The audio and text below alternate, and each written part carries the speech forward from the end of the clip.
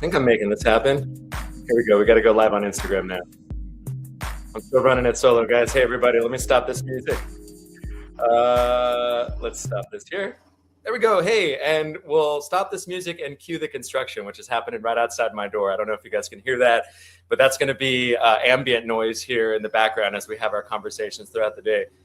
And I haven't worn this shirt in a while. Hopefully, we'll get through it. Okay. Hey, it's Thursday. It is March 5th, and there was a big election in Texas this week, and we're going to get into all of that. The power of Latino vote. Is it shifting? Or Latinos going back towards the Republican or away from the Republican Party and towards the Democratic Party with soft landing candidates like Bobby Pulido, the former, or I guess current, the Tejano star, James Talarico. Potentially, he's got promise here to be the next Democratic senator, potentially, of the state of Texas. So we'll get into all of that. But I wanted to start first with some breaking news here of what we had been reporting on last week. This is a report that surfaced late yesterday with ICE planning to shut down Camp East Montana in Fort Bliss. And if you remember our reporting, we were there last week. I went in alongside Rob Held, who is an attorney. And he asked me in as an interpreter and to translate some stuff. He has a client in there, only speaks Spanish. We went in there and I reported out what I saw. The details included inmates, detainees describing a painful rash that was literally all over the bodies of several women, including parts of their feet, their legs, even their genitals. It turns out that that red rash, that infection, which they had been labeled, it was labeled by the medical professionals there as just a sort of fungal infection. It was measles, which if you talk to any public health professional, they will tell you that that is the most contagious viral infection. It spreads fast, especially among communities that are unvaccinated. And they had been dealing with this for at least 4 months, according to the testimonies that we had heard.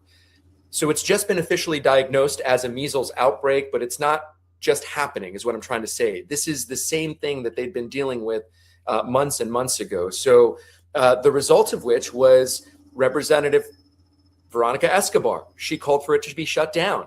Now, this report, Washington Post is reporting Camp East Montana is expected to be shut down here. Let me get this off the screen. And how do we go back up? There we go. Okay.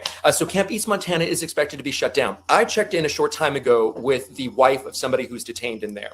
I want to get the details. What are they going to do with the people that are inside? Where are they going to go? Right now, we're getting conflicting information. We're told by the wife of somebody detained that the guards had told those inside be prepared to be moved as soon as this weekend. I spoke to another attorney who's got contact with a female client inside, and they don't know anything. They said they're really just not given any details, and they don't expect much change to happen in the short term. So for now, we have the headline, Camp East Montana is going to be closed, and I think you got to take your W's where you can. That's, to us, some of the power of journalism. So I wanted to start with that breaking news that we had, or that developing story. And I wanted to pivot now to other things happening in Texas of consequence. You may have heard of a primary going on between Jasmine Crockett, popular former lawmaker, former representative out of Texas, who chose to run for Senate. Then emerged a couple weeks ago this name that we started really hearing a lot about, James Talarico. And in fact, when we were in El Paso, we missed him by a matter of maybe like an hour or two. He stopped by the popular restaurant there, L&J Cafe, for like a meet and greet. Anyway, I wanted to bring on Democratic strategist Chuck Rocha. But before I did that, I wanted to have you guys listen to his take as to why this race was so consequential, why Talarico beat out a sort of more brand name like Jasmine Crockett, and what the secret sauce was here. Check it out. Wins. He had the full effect of a great team, a great message. He's a great candidate, and he assembled the right folks to actually get it done. It's like grassroots organizing combined with paid advertising in digital, TV, radio, around sporting events, and a robust Latino advertising campaign in Spanish, in English, but a lot of Spanish advertising, a lot of advertising in the Valley. There's going to be a lot written about the Latino vote and the strength of the Latino vote, and are Latinos moving back to the left? Well, last night proved one thing for damn sure. They will move back for James Talarico if you show up and give them a hopeful message. So that was Chuck Rocha. Chuck Rocha joins us now live on Nick Valencia Live. We'll add him to the stage here. Chuck, man, what a take. So nice to hear from you. How are you? I'm great, brother. Good to see you. And thank you for all your work in El Paso. I was following your trip there, and I'm glad that there were some independent journalists who had the cojones to actually show up there and go in and see what you saw. It's very important, and I don't take that lightly. You know, and I want to talk about this, about not playing by the rules, because some people would push back maybe on what I did as maybe skirting the lines of journalism. I never misidentified myself, Chuck. But if you are playing by the rules as a journalist, you have to put in this huge request with ICE. It never gets fulfilled. And then no one ever gets inside. What happens when we do get inside? You know, we're able to tell the details and these horrific details, and then you see action. And so anyway, I want to pivot back to your involvement with Talarico. You know, sort of what you saw and why this was such a huge moment for the Latino vote and also for this candidate. Because you have covered this. I have talked about it with Mike Madrid at nauseum, in case I'm using nauseum right. You know, the big words confuse me sometimes. But we've talked about this Latino electorate, Latino voters who are younger than the average voter. They're newer to America, and how they've become the new soccer mom. If you want to know a swingy vote in America, it's Latino voters. And let me make my case. They've been staunchly Democratic for numbers of years in the 60s and 70s and 80s through Kennedy and Obama and Hillary, where they had some of their biggest numbers. And then they started swinging back to the right as second and third generation Latinos come of age. The electorate changes dramatically.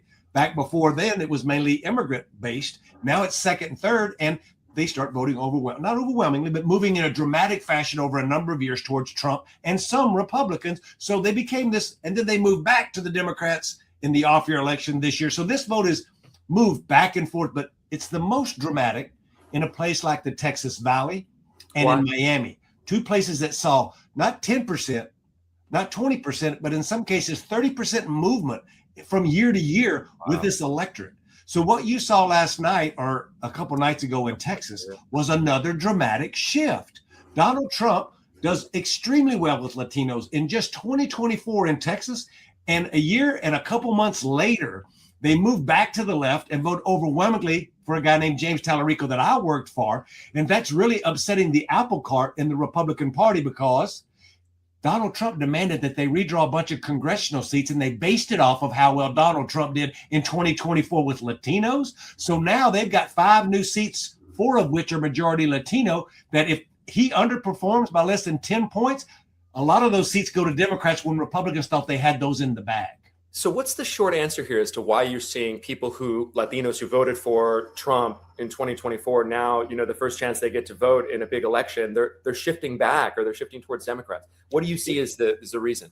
There's 2 things. There's a lot of economic anxiety within the community, coupled with what you've been covering, which is this anxiety of ICE and immigration raids and folks in our streets and folks getting pulled over for a stoplight and then getting taken to Mexico. And the only thing they've done, quote unquote, illegal was cross the border 25 years ago for the American dream.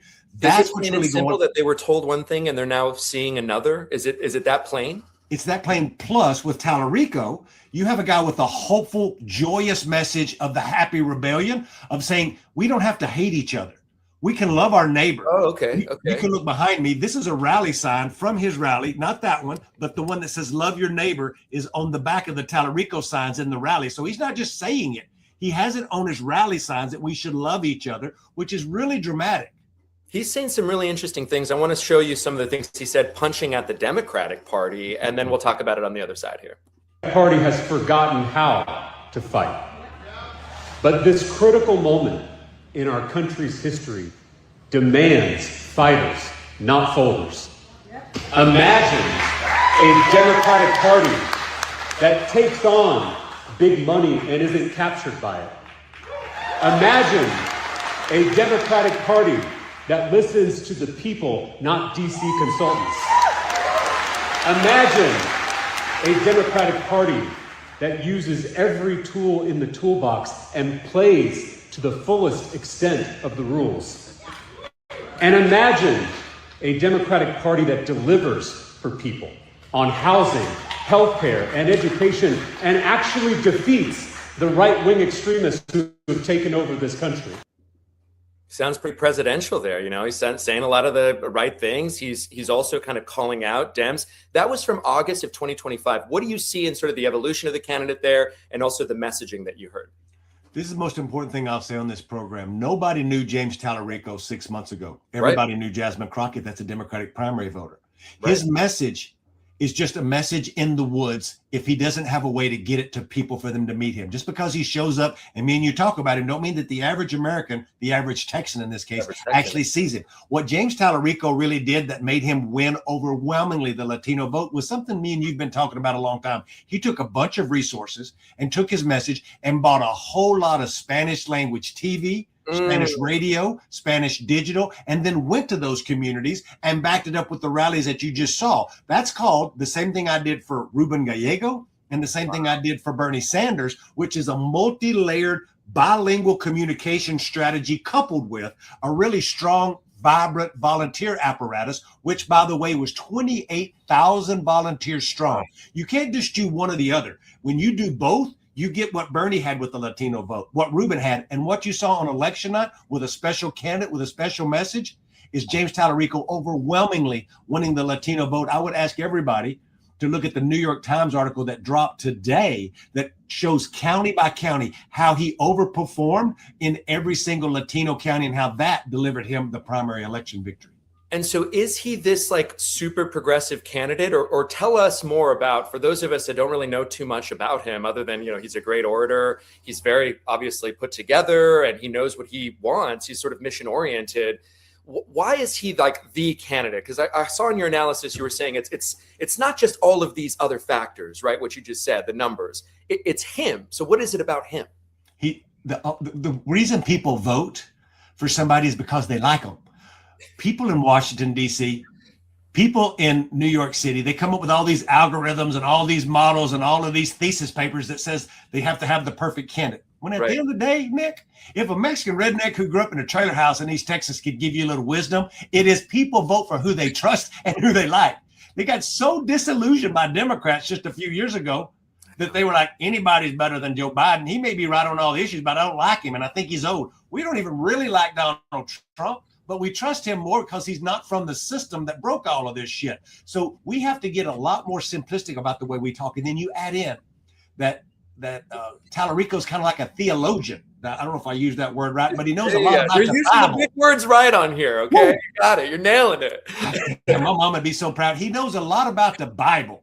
And so when he goes out and talks to people, he talks to them about loving their neighbor, like that sign behind me says. Yeah. He talks about what we should be doing, and people see this reflected in themselves when he's like, look, I don't hate you because you're Republican, and we shouldn't hate each other because we're Republican or because we're brown or black. We're going to disagree on things. Let's talk about that. But there are billionaires that are driving us to hate each other while we should be looking left and right and loving each other. And me and you're shaking your head now, Nick, because most politicians just don't talk like that anymore. Well, you lobbed this up for a clip that I took from Joe Rogan, where he seemed to win over Joe Rogan with what he was talking about. That's exactly what he says. And we're going to talk about Bobby Pulido next, but it's a similar message. It's like, I'm not from the red team or the blue team. I'm really sort of seeing this as a top versus bottom kind of thing. Listen what he said to Joe Rogan here. Politics now less as left versus right and much more as top versus bottom. Yeah. Because you're right. I just see how we are all pitted against each other. Mm-hmm. And I mean literally. Sure. These social media platforms, they only get clicks when there's conflict. Mm-hmm. Right? They don't get clicks when we're having a conversation, when we're understanding each other. Right. That doesn't get anybody any profit. Right. And so the Rupert Murdochs of the world, the cable news networks, the social media platforms, the Zuckerbergs and Musks, these platforms are literally tearing us apart. You're onto something. I think what you're saying is absolutely true, though, that it's not us versus them. It's the top versus the bottom. And I don't know if everyone is fully awake to that we're getting played. I don't think people are. And I think you saying it is very important. So you hear him say that to Joe Rogan. You hear a guy with the influence like Joe Rogan saying, I think it's really important. And then you start to see the actual results in the ballot box. Maybe some of those Joe Rogan listeners, I'd like to think, were convinced by some of the words that they heard. What do you think? I think that scares the dog shit out of Republicans. That's what I think. I think that they think they own the flag and they own the Bible, and they don't own either one. American flag, just to be like, dude, you don't just get to own the flag. No, right? That's why I wear this shirt. This is from Vote Vets.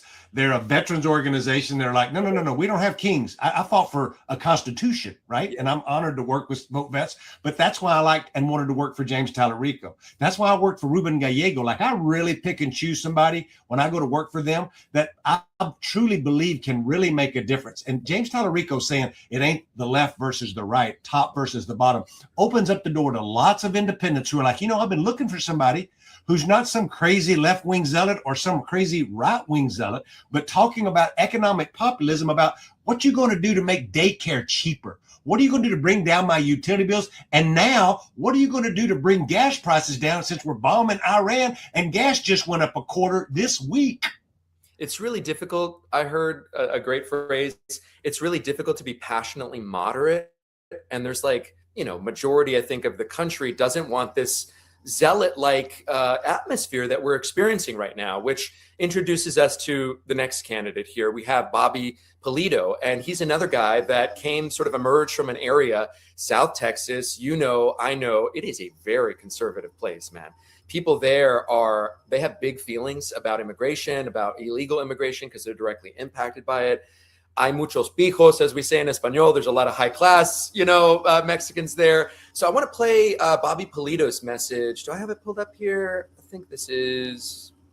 Anyway, let's. While I look for that, why don't you talk to me about Bobby Pulido and sort of why he is landing as well with some of these voters in South Texas? First of all, let's talk about the district that Bobby Pulido's running in. It's a district that's like a piece of bacon running from straight up Texas from McAllen. So it goes up like a skinny piece of bacon, curved like a piece of bacon, around Corpus Christi, around in between San Antonio, up and down, north and south. And it's 80%, 75% Latino. So it's a heavy Latino district anchored in McAllen that runs straight up in the media markets of San Antonio and Corpus, but don't go into either city, right? So Bobby Pulido is a Grammy-winning Latin artist who's been around for a long time down there singing Mexican music, and he's very popular. This district was gerrymandered to become even more Republican, which is really, really important. This, on paper, is a Republican plus 15 seat. That means it is 15% more Republican than Democrat. But Nick, here's the dagger. That's based off of the 2024 Trump math. So you saw in this district, in the Democratic primary, 3 times as many Democrats voting as Republicans, showing that there's a giant shift back. You also saw all across Texas, not only 30% of the electorate that had no Democratic primary voters that were new voters, mainly from general election voters, but here's a kicker. 12% of the Democratic primary voters had a voting history where they had voted in the Republican primary in the past. We could see that. That's how you know something very special is going on. And Bobby Pulido, who is a true blue Texas, South Texas Democrat. Everything about him, right? He is Chuck Rocha, but better spoken and better Spanish. I may sing a little better than Bobby, but don't y'all tell him that. I don't want that my secret to get out. But Bobby's a great candidate. And he actually had a primary in Texas from his left by a very qualified Latina doctor who spent $1 million against him, but Bobby still won by 20 points. I think he is uniquely qualified to be somebody who flips one of these gerrymandered seats that I started talking about at the beginning of the program. Let's listen. This is the ad that I was looking for. I cut a little bit of it here and part of his messaging here. Raising 4 boys here. Hell, I don't even have health insurance because it's too expensive. I know for us, immigration is a human issue and an economic issue. Good families torn apart, y nuestra comunidad living in fear. I'm sick of seeing that. Yes, we have to get the criminals out and secure the border, but we can do that without destroying families and our South Texas economy. Now look, I put on my straw hat so you know I look better than Bobby Pulido in a good straw hat, but I also want to give Bobby Pulido some flowers. He was on the Mike Madrid and Chuck Rocha Latino Vote podcast, and he said one of the most great show.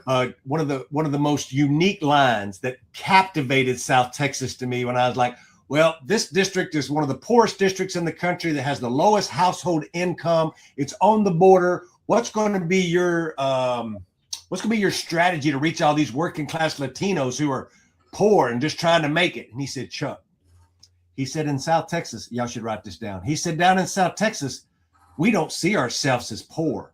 We just see ourselves as broke. I was like, holy shit. First of all, I'm stealing that for TV. B, that is exactly right. Folks who don't have no money don't think they're going to be poor their whole life. They're broke today, and they hope they can get rich tomorrow. Right. That's the aspirational. And you can do it here in this country, right? Look And at me and you, Nick. right? Look at your story that I know well. You know my story. Neither one of us would have been thinking our families a million years that we would have these platforms to do the thing that we do. Our family's journey and sacrifice has made it available for us to live America's dream and riches while seeing that she's not perfect, and we can fight to try to make it as perfect as we can. No one is perfect but God. I really believe that. And I have grown to talk more about my faith because I think not one party can corner the market on faith or the flag, like that's, I think, what is attractive to Texans who are voting. And so this leads me to our next question here. Pulido, Talarico, they're doing great in Texas. The Dems, they have to win nationally. So how do they take that momentum that we're seeing, right? And like places even like Tennessee's 7th congressional district, that like they had a chance. It was closer than they thought it would be. How did they take that momentum? There's two things you have to do to win an election. The first thing you have to do is campaigns 101. You have to disqualify the person that's there. Say why they're not qualified to be there anymore.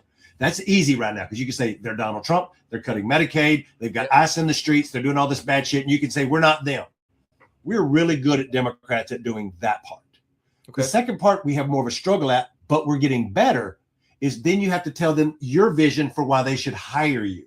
We spend a lot of time saying why we should fire the Republicans because of what Donald Trump and the Republicans in Congress are doing, which is heinous. Cutting Medicaid, going to all the things. You can name and pick your thing. All bad, but you could say it's just bad. What's your plan next, right? That's then you pivot and say, but here, and this is what I've been telling my clients. This is what James Talarico does. And then here's my plan for working Texans. Here's my plans for working Californians. My plan is to lower your costs by doing this, to get you more money in your wages by doing this. And just like the New Jersey governor who won in November, the first thing she did, because she promised people she was going to address utility prices, is she signed an executive order freezing the utility costs. And it can't go up no more because it's a disaster, right? And she could do that because she created a state of an emergency. That means people will trust her. Democrats have to say the thing they're going to do and then actually do it. We've been fighting for a long time and wringing our hands about all the bad shit that Republicans are doing when we should get to work. Let me give you a James Talarico quote.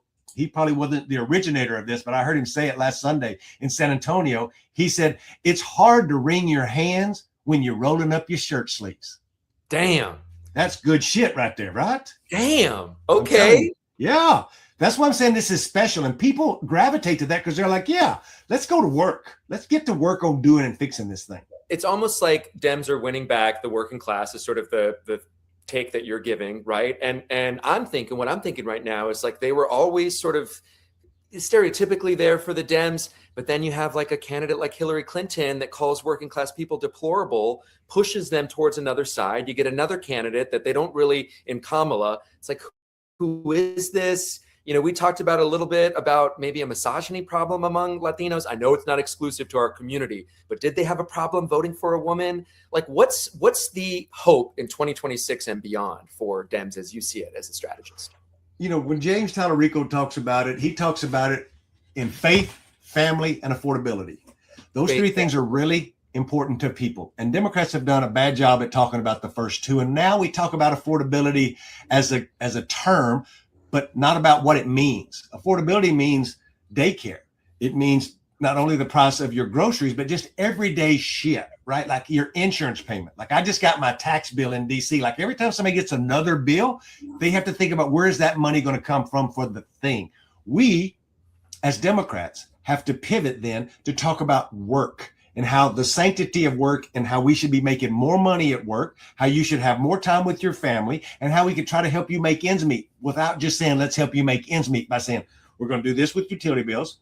We're going to hold these corporations accountable to do this thing with your wages. We're going to do this with actual trade policy. Some trade policy is good. We're going to demand that more manufacturing here. We're going to demand that if for every AI job that's lost, we're going to make you have to pay this thing if you replace somebody with some AI technology. That's real. We have to address that. These are things that the Democratic Party has a bad brand, but a lot of that had to do with Joe Biden. These working class Americans, a lot of Latinos, are willing to forgive that for somebody like a Bobby Pulido or a James Talarico or other Democrats that may win these primaries. They did it for Ruben Gallego, who's behind me on the wall there. Like they could relate with Ruben because they could see themselves in Ruben. We have to have more of that if we actually want to win elections. One of the things that Democrats have going for them is that our memories are short, but our political memories are even shorter. You have a guy like Trump who gets reelected after January 6th, after all the family separation, after like he had convinced the American public, I'm not going to go on a revenge path. Project 2025 is just some headline. And then it's like, that's what's happening. I started to see it with the Epstein files. I was in the Central Valley when that first started percolating last summer, and the Let's Go Brandon flag started coming down from the flagpoles in the Central Valley. We're seeing it now in terms of voting in the ballot box in South Texas. In just a few minutes that we have left, what do you anticipate happening in these coming months here as we steamroll towards the midterms? You're going to see Democrats pick up momentum. You're going to see the Republicans continue to tear themselves apart, like in a runoff in Texas on the Republican side of the Senate primary. You're going to see more states and districts come online. But what I mean by that is there's a certain amount of marginal seats that kind of flip back and forth, 50-50 seats. But you see Democrats overperforming so much that they're going to put new seats on the playing field. And for the first time in American history, there will be more majority Latino seats in play than ever before because of our third big word, our diaspora has grown. And because it's grown, it's more than just San Antonio and LA. Now it's more than the Central Valley. Now you have all these districts that's 20 and 30% Latino where their voices are really going to matter. And right now they've been under attack based off of your reporting and my knowledge. Folks are really, really aggravated at what they're seeing. They're like, I risked my life. My mother and father risked their life to come here. And this is not the America that we signed up for. We're better than this. Hence why Talarico's doing better. And that's what keeps me optimistic as we move into this election is you're going to see a lot of change moving towards November. You know, it's this feeling that the institutions have been corrupted and this top versus bottom kind of thing. Also, I want to give you your flowers. You got in diaspora, theologian, and there was another big word that you dropped in, Chuck Rocha. I forget what it was. I ain't never been to college, but I talk a lot of shit. Hey, if you guys want to catch up with Chuck Rocha, he has a podcast with Mike Madrid, another brilliant political mind. It's called the Latino Vote Podcast. You could also catch him on his Substack show. He's got one we've been on before. Chuck, Rocha Revolution. Rocha Revolution. The stage is yours. Go ahead. Plug yourself. Look, the Rocha Revolution is where I give a little space and a little grace every Wednesday. Sometimes we move it to Thursday, all depending if got something going on. But come by and see us on the Rocha Revolution. Sign up, subscribe, do all the things, hit the buttons, like it, unlike it, come on and share it, call your mama, all those things. You could also see him on CBS and, of course, my former home, CNN. That's where we first met. Great guy. Can't wait to see you in D.C., Chuck. Thank you so much for taking the time with us. Keep it going. You got it. Yes, we will. Yes, we will. That was Chuck Rocha, and we will keep it going. And we're going to pivot next to our next guest, who I believe I saw join in the room a short time ago. Yeah, Ariane Betancourt is in the room here. I want to play a story that we did on her. Ariane is, just like Chuck, one of these really dynamic personalities. I mean, she could probably have her own show, her own podcast. She is incredibly well-spoken, and it's authentic. It's not this performance, right? It's really... she's stepping up to meet a moment because there's a moment to meet. Her father was taken into custody. Her father has severe medical conditions that need treatment that he is not getting. Ariane has been fighting for her father's freedom. She's been traveling around the country. She left her job as a tour guide in South Florida, and she has shown up in places that matter. More recently, she was at the hearing for Kristi Noem, DHS secretary, where she was part of a group of families who had loved ones in detention. I want to play you a clip of her here and what happened there, and then we'll talk to Ariane on the other side. Immigrants. What? Stand with immigrants. Right. We stand with immigrants. Put the stick on immigrants. You want to know who we are? We are families who lost loved ones to illegal alien crime. We are families who have families detained in an inhumane system, oppressing them, violating their basic human rights. And Ariane Betancourt joins us now live on Nick Valencia Live. Thank you, Ariane. It's so nice to see you again. Yes. Nice to see you. Oh, you too. I'm so proud of you because I know how hard it is in a moment to get out words, not let alone like words that land like that. I mean, like How were you able to get your message across so succinctly in the moment that you had right there in that clip that we just played? Anger. We were sitting behind, we were supposed to sit in the front row. They invited us to the hearing. They asked us to speak at the hearing. And then they sat us next to the angel families, and they were like, they didn't want to sit next to the immigrants. So they moved us. We were sitting behind them. They had an issue with us being behind them. They moved us again. And after they moved us the first time, I was triggered. And they kept talking that, I kind of saw their intent on trying to like take over the narrative of the situation, and kind of, I spent 5-6 hours at the hearing my community, my people being villainized, being dehumanized. And I'm in DC, in the capital of our nation, just seeing firsthand how I'm being racially profiled at this event, how I'm being treated less than because of my complexion.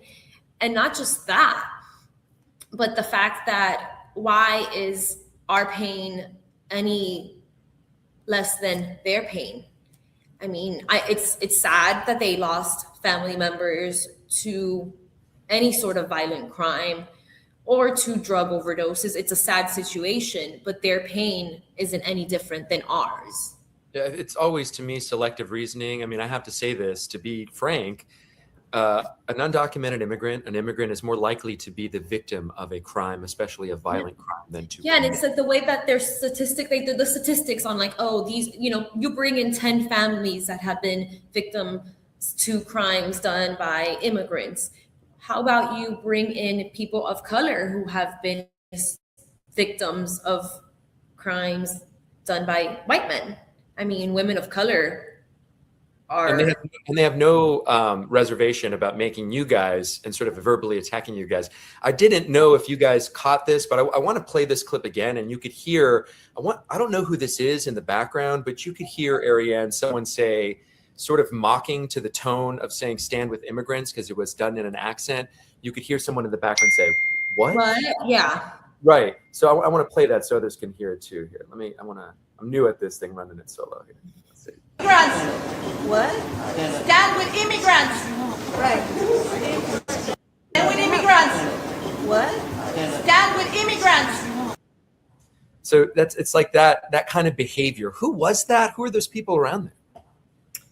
So most of the people that were at the hearing were angel families or people that, Christine Ohm has direct contact with. And it's sad to see that these families are being used for political propaganda, because realistically, they're using their pain to create a narrative that's hateful. So from my perspective is, you are not helping these families grieve. You are just cultivating more hate.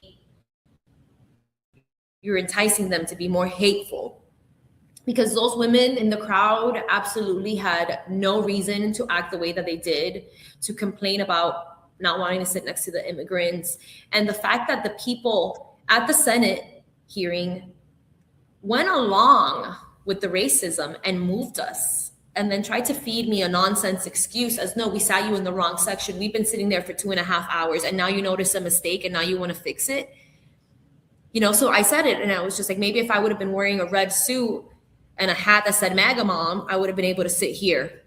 I mean, of course you would have been treated differently. What was the atmosphere like? You were there with shoulder to shoulder with other family members who had loved ones in detention. Talked about your dad. So it was 5 of us that traveled together. We met through the vigils. Janet, I met because my dad and her fiance were detained together, and they were like, hey, these two sound like they would be friends. Let's connect them. And, we've created a beautiful friendship over the last couple of months. And I think for us to sit there and to hear how our people are being dehumanized, to hear how this racist rhetoric has become so normalized that when they are speaking on undocumented individuals, they don't refer to them as human beings. At no point in time during that hearing were they referred to as humans. They referred to as illegals, as aliens, but at no point were they referred to as human beings. Listen, it's disappointing, it's discouraging to see Kristi Noem have zero accountability and to lie under oath, not just to the American people, to the Senate and to the families of the detainees that are sitting right behind her, knowing that everything she is stating is false, that they're not receiving adequate medical care, that they are starving them in there, that they don't have access to water, they don't have access to showers, to bathrooms. I mean, it's a torture camp. It's a torture camp. And for her to sit there and lie to the American people and to still be in this position of power, I mean, that's how you know the system is rigged.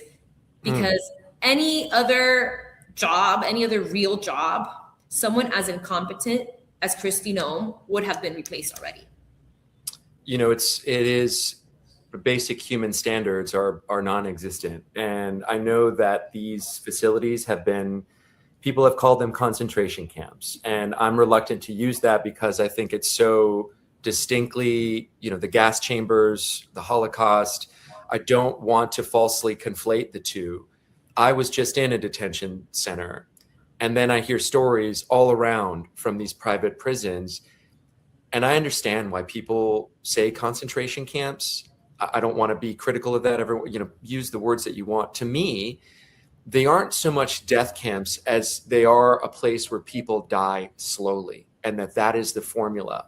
Yeah, they kill your mind and your hope and they kill your humanity. You're still alive, but your humanity's gone. You have no dignity. I mean, they force you to want to give up. I want to play this clip of you outside of Vigil or talk about it on the other side, because, we mentioned how, Ariane, that you've been traveling around the country. You have been especially active in South Florida, outside of Alligator Alcatraz, where your father was. Is he held? Is he back there now? Or he's there now. After they took him into Mexico and tried to deport him, they took him back to Alligator Alcatraz. So we're going to play this clip of you outside the Vigil, and then I want to talk to you about all this shuffling around of your dad here. Week after week, I'm here as much as I can be, because I love my father so much that I know that the one thing that I cannot lose is hope. And a lot of times people ask me, how do I do anything? And how do I stand tall? And how do I still make jokes? And I still laugh. And I'm still myself even through all of this. And it's because I love my dad. And I know that he would want me to be happy, even if I can't be. He wouldn't want me to stop being myself because of this situation. It makes me so sad to know that you're in this situation, but also strangely proud to also see a daughter standing up for her dad. And so I know what you have done. I want you to tell the people that are watching what you have been through. As we've previously shared, I was a tour guide for almost a decade. I had a very easygoing, fun job. I mean, it was stressful because there was a lot of logistics and management and everything. But when I was doing my job, I was enjoying what I was doing. I was genuinely happy. I loved sharing my culture and my history with people. And I think tour guiding made me proud of my background more than any other thing I've done before. Because when you take people from different cultures and different countries and you take them to Calle Ocho and you show them the liveliness, how everyone is so friendly. I mean, I worked in Calle Ocho. I grew up in Little Havana. I worked in Calle Ocho forever. I know all of the locals. And when you walk around and they see everyone saying hi to each other, ¿Quieres cafecito? And pouring you a shot, they see how our communities are lively, and they're like, oh my God, why is everyone so happy? Why is this community so colorful? And I'm like, because when you're oppressed for so many years and you have one little place where you can keep your history and your culture alive, it becomes home outside of home. I mean, Little Havana in the 80s was considered a place you didn't want to go to because Cubans were considered so criminal. And now it is one of the most popular tourist sites in Miami. So it's all, I feel like Latinos have been villainized at different points in history. This is not the first time. I mean, I think people of color in general, minorities, have been villainized. Yeah. And it's not that we are failures or we are less than. It's that the system in place was designed to fail us. It's not that we failed. The system has failed us. And I went from having such a carefree, like, I'm wearing my little tennis outfit and I'm walking up and down Cayoto, drinking coffee, having pastelitos, to being at the front lines, going to protests, getting tear gas, getting pepper bombed. I mean, I've put myself in this position where I'm not only being vocal, but I'm being public. And I know that comes with the risk and of retaliation. And I've seen what they're doing to people who are doing what I'm doing and trying to arrest them and call them domestic terrorists. I mean, journalists can't even report the news without being considered domestic terrorists. I mean, they took Don Lemon. I got banned from a detention center because of what I saw and reported out. I think I'm doing everything that I am because I know that our rights are at risk. And if I'm going to lose my rights, I'm not going down without a fight, because I'm seeing what's happening to my dad in there, who has no human rights. So as a country, I mean, this administration, everything that's going on is absolutely despicable. It is the most un-American period of America in the 250 years of its history. We first met for the first time in Minneapolis, and I interviewed there, and I put a piece together on Ariane. I want to play part of that piece here now and just sort of play a little bit of the story that you shared with us back then, because I thought it was so, just what you said was so powerful here. I'm an adult, and me having to process this has been the hardest thing that I've ever had to endure. Who is he, Ari? Tell me about your father. My father, who's still in court, is my best friend. So my father was detained by ICE on October 29th of last year at his routine check-in at the Miramar Center in Miami. He's been in 3 detention centers in 90 days. Alligator Alcatraz to the Chrome Detention Center, then from Chrome to El Paso, and now from El Paso they're saying they might bring him back to Miami or they might make him go to Louisiana next. From Alligator Alcatraz, they moved him because they told him he was a liability. He's completely been denied medical care. He ended up almost dying. Because they were either under administering or over administering the insulin. And he kind of went into diabetic shock. My dad is a sick man. He's diabetic, he has neuropathy, he's schizophrenic, he has medical issues that are serious that require full-time care. This is not to debate you, but I want to hear in your own words, why does your father belong in this country? Because he raised me. And what I'm doing, that's what being American is. That's being patriotic, is standing up for the people who can't. That's what being an American is. And if I'm a reflection of everything good in him, that should be enough. I had never heard anyone say what you said at that moment, and that stopped me. I remember having I remember thinking, wow, okay. I ask that question often to people, again, not to bait them, because I think it's just powerful to hear in your own words. The fact that he is American because he raised you, and what you're doing is the core and definition of being an American. Liberty and justice for all. I mean, yeah, you still feel that, of course, right? I mean, I would love for you to speak on it more. I do. I mean, whenever I see pictures and clips of just any picture of my dad, I can't help but, I just cry. I break down because I miss him. And I feel like I've kept myself so busy during this whole process trying to find ways to advocate for him. And I've learned to find joys in the sadness and in the uncertainty and the fear. But I also know I have a duty as an American to stand for what's right. I know what my Constitution states, and I demand accountability from the elected officials and people in power. They took an oath to the Constitution. So how am I just a regular citizen, an everyday citizen? How do I care more about the Constitution when I'm not the one who took an oath to protect it? What's your last this last question for me is, what's your message to people that are going to be heading into the ballot box this November, another consequential election? I mean, they all seem consequential. Everything is like the most major election in our lifetime. What is your message to people as they head into vote in November? Vote, and look at everything going on around you, and forget about your political affiliations. This is not a matter of politics anymore. This is a moral issue. Are you on the right side of the morals, or are you on the wrong side? You know, this is a moral issue. This is about humanity. So I think people need to stop thinking that their political affiliations define them, and they need to learn how to change and adapt and see what the world is becoming and be part of the change. And I think young people need to be more involved and more informed in what's going on in their communities, and voting starts at the local level. And I, myself included, I wish that I would have started sooner, and I would have been more involved, and I would have been more politically aware. And that's why I think I'm pushing so hard now to make up for the times that I wasn't fulfilling my duty as an American. And, you know, I want people to know that you're not alone. And I'm always like, I'm reachable, I'm willing, I'm open to people calling, texting me, messaging me.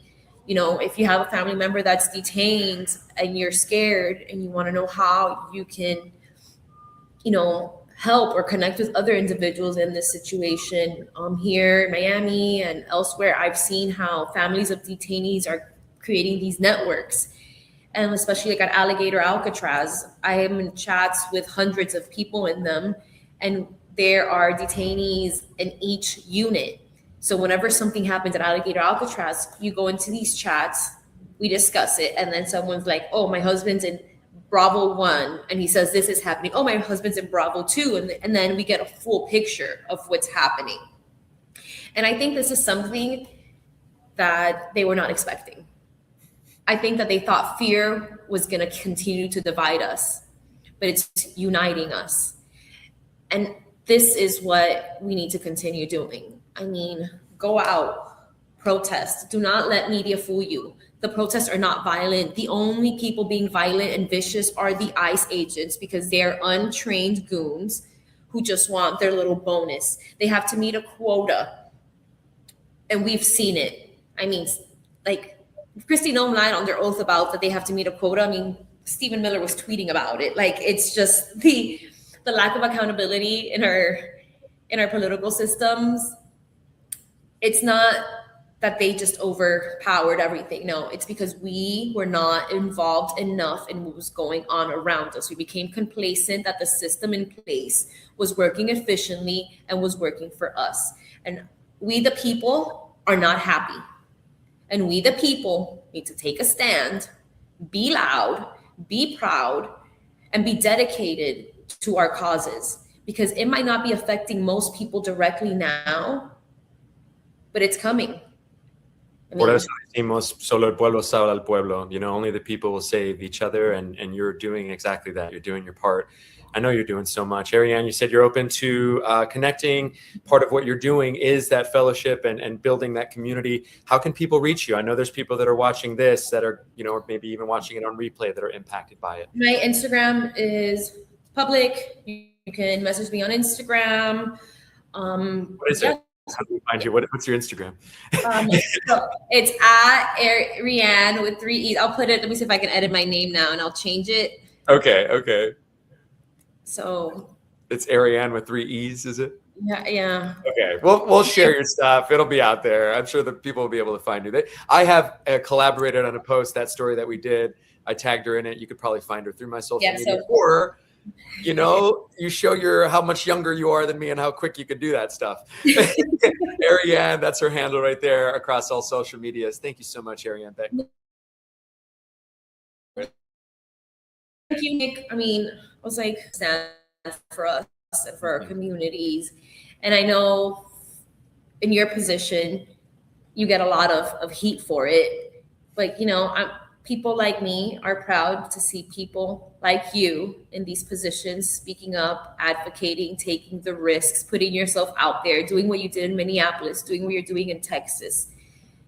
You know, it gives us hope. It reminds me that I'm not alone. And to see someone who looks like me and can speak like me doing what they're doing for the community. This is God's work. I'm like, Amen. what you are doing, and I'm proud to call you my friend. I'm proud to be able to work with you and collab on this and to bring attention to the people that need it most. It's for the people. For That's the why people. we do it. Harry Ann Betancourt, thank you so much for taking the time with Nick Valencia Live. God bless you. God bless you, Nick. See you. I didn't mean to cut you off there at the end. This to me, you may have noticed it when you first started watching the show that I looked a little heavy. Today I noticed it when I was looking back, especially in that interview with Chuck Rocha. He's so bright and shiny. I am, in the last 24 hours, really feeling the stuff that we see.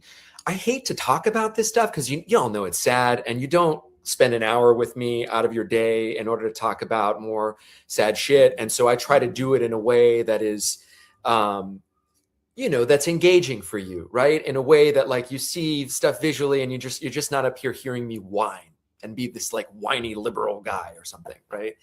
But the fact is, in the last 24 hours, I've heard some really courageous stories specifically about daughters and their fathers impacted by this. And being a girl dad, that stuff really resonates with me, because part of why I'm doing this is because I know that one day my kids will figure out exactly who I am.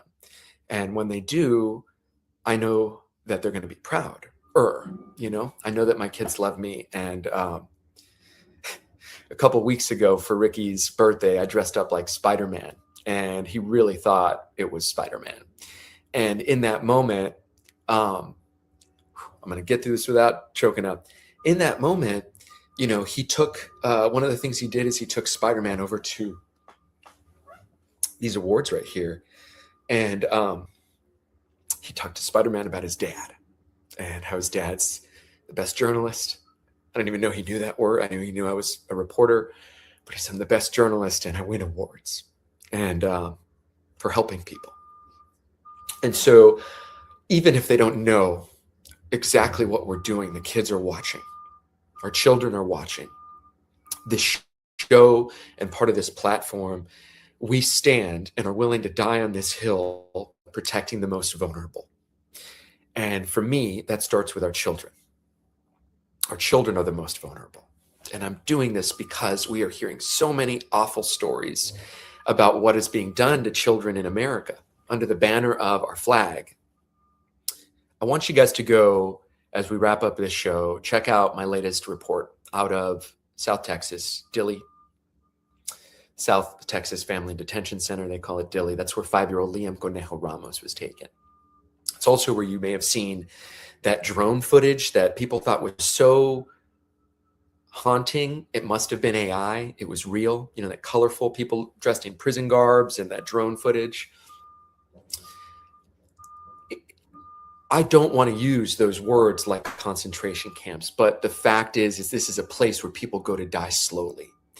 There is no medical care in there that's worth talking about that actually even resembles medical care. I talked to you about in Camp East, Montana, they had measles for 4 months. We go in, we talk about it. Somebody goes in, they diagnose it as an outbreak, right? They've been having that outbreak for 4 months.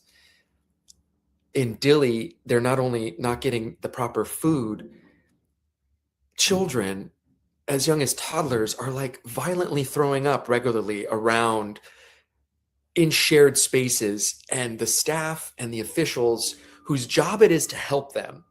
This facility was intended for families. They don't do anything, and they just sort of walk as if it's as normal as a squirrel running by on the telephone line right now. Like it's just sort of part of everyday life. And that kind of stuff we need to continue to say, because that's not America. That's what America used to be. And I think about this J. Cole line, how much I love hip hop. And he says, you came a long way. The bad news is you went the wrong way, right? And we've come a long way since Japanese internment camps, but it seems in 2026, we've actually gone the wrong way, because we are literally building these facilities on the sites that were formerly Japanese internment camps. Think about that. That's not hypothetical. That's literally happening. And then I described to you all of these details, and it's just sad, But our job as journalists is to report the reality, not what we wish the truth was.